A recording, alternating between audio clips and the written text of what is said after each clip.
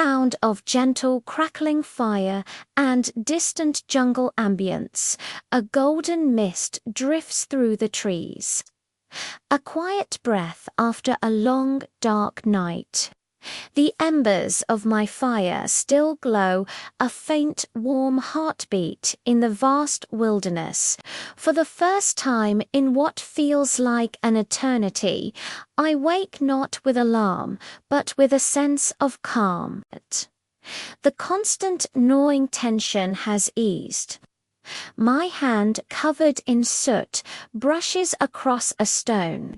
Faint markings I scratched days ago are still there, primitive lines. The first whisper of memory. Survival gave me breath. Light gave me hope. But now I seek meaning. Jungle sounds become more prominent, birds chirping, rustling leaves. The dense jungle opens into a wide, sun-dappled clearing. The ground here is softer, a tapestry of tracks telling stories of the creatures that passed through. I crouch, my eyes tracing a path of broken twigs, my nose catching a faint musky scent on the air. My grip on the wooden spear is firm, my breath slow and steady. A deer-like creature emerges, its movements graceful as it grazes, completely unaware of my presence. My eyes narrow, muscles coiling in my arm. I hurl the spear.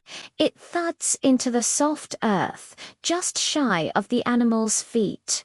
It startles, then bolts into the trees, a fleeting shadow. I don't give chase. A small, strange smile touches my lips. To take a life is power. To spare it is wisdom. I kneel and, with a stick, trace a small circle in the dirt. Inside it, I draw simple shapes. A flicker for fire, a wave for water, another circle for the sun. My first true symbol, a thought that goes beyond just staying alive. Sound of a flowing river and a gentle breeze following the river's winding path. I come to a cliff face, its stone surface pale and smooth from ages of wind and water. Birds circle high above, their calls echoing in the ancient silence. I press my palm against the cool, solid wall. It feels permanent, timeless. Dipping my fingers into the charcoal from my fire and the wet clay from the riverbank, I begin to paint. The shape of a man, a flame, a circle. The lines are raw, untutored, but deliberate, the first story ever told. We fear the dark, so we make fire. We fear forgetting, so we leave marks. Sound of gathering storm, wind picking up, distant thunder, the sky darkens. A familiar, uneasy hum fills the forest as dark clouds roll in.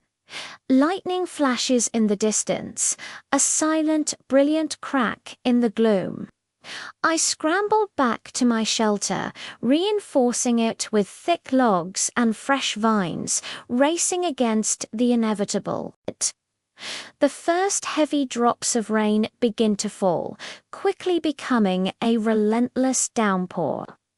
My fire sputters, flickers, threatening to die. I shield it with my body, with my hands desperately protecting the precious flame. Sparks leap into the air like tiny, frantic souls. Creation always invites chaos. To build is to defy the storm. I work tirelessly to rebuild the fire.